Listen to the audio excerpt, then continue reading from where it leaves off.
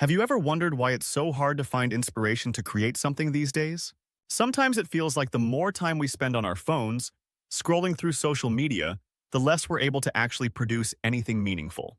The truth is that platforms like Instagram, Twitter, TikTok, and even YouTube might be slowly killing our creativity. And the worst part is, we don't even notice it.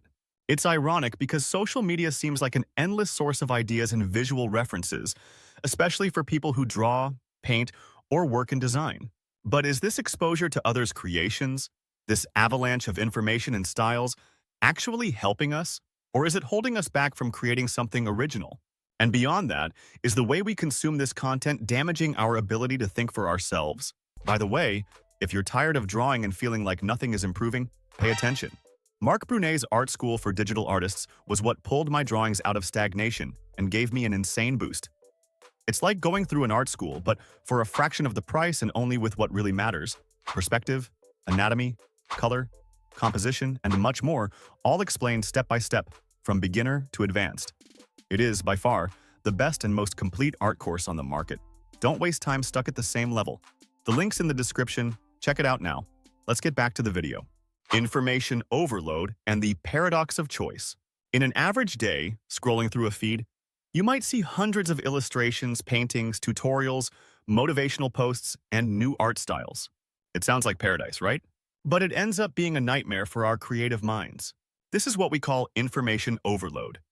So much exposure leads to a kind of creative paralysis. It's like walking into a store packed with options. You look around, but end up leaving without choosing anything.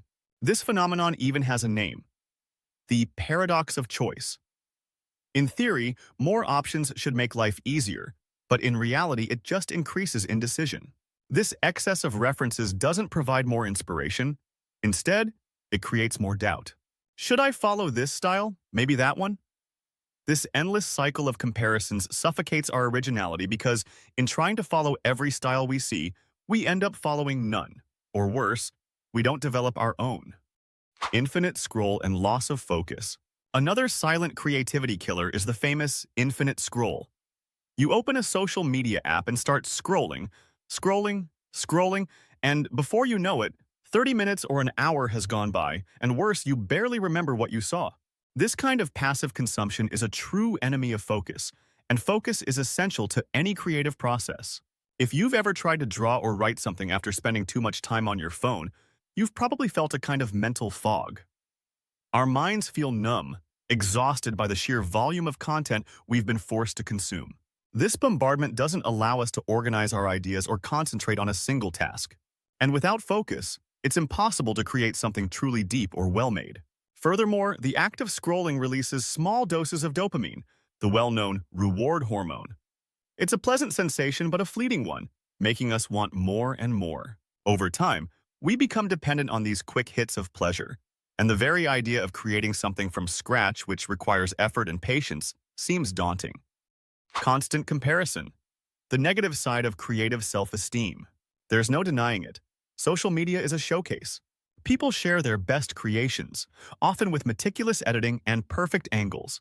When we see an amazing illustration, a detailed painting, or an innovative design, it's easy to forget that the artist likely also struggled, erased and redrew sections, and spent hours, days, or even months refining that work. However, when we compare ourselves to these final results we see on social media, our creative self-esteem plummets. We start to think we're not good enough, that maybe talent is an unreachable gift. And this insecurity becomes a cycle, because the more we compare ourselves, the less we create. And the less we create, the more we doubt our abilities. It feels like no matter how hard we try, we'll never be as good as others.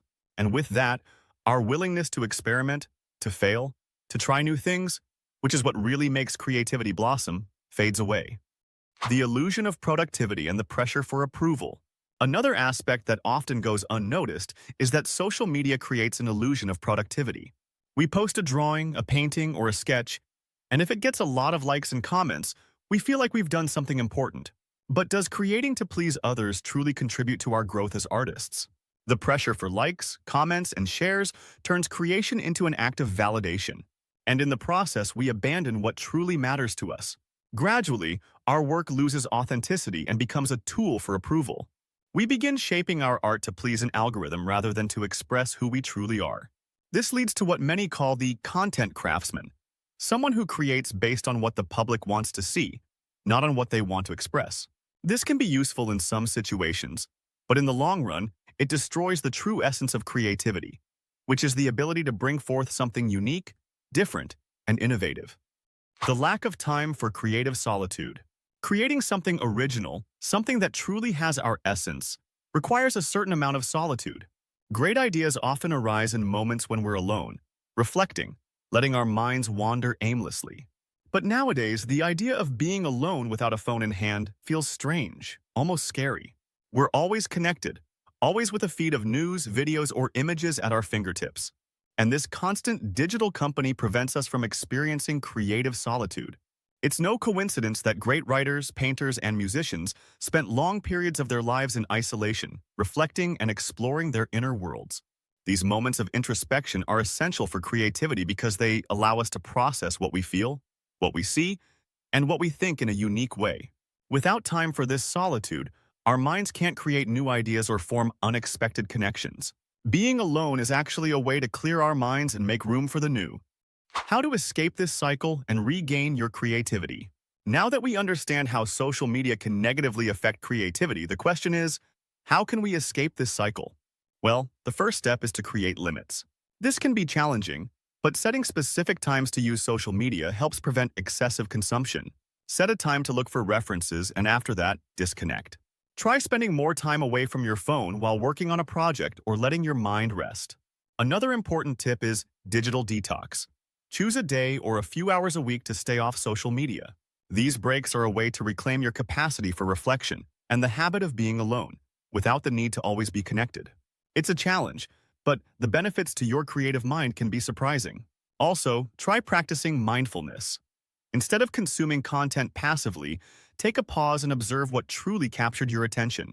Write down your ideas, reflect on them, and give them time to mature. This helps transform content into inspiration rather than a source of stress or comparison. Finally, remember that your art doesn't need external validation. Allow yourself to create something just for you, without the pressure to post, without the need for likes.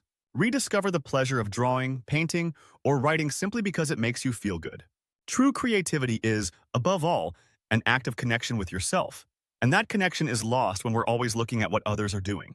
So next time you feel blocked or insecure about your skills, stop and ask yourself, am I consuming too much and creating too little? And remember, social media can be a powerful tool, but like any tool, it needs to be used with balance and awareness. If this video helped you, don't forget to leave a like, subscribe to the channel, and turn on the notification bell so you don't miss the next ones. Thanks a lot for watching, and don't forget to check the description. There are several important links that can help you even more. See you in the next video.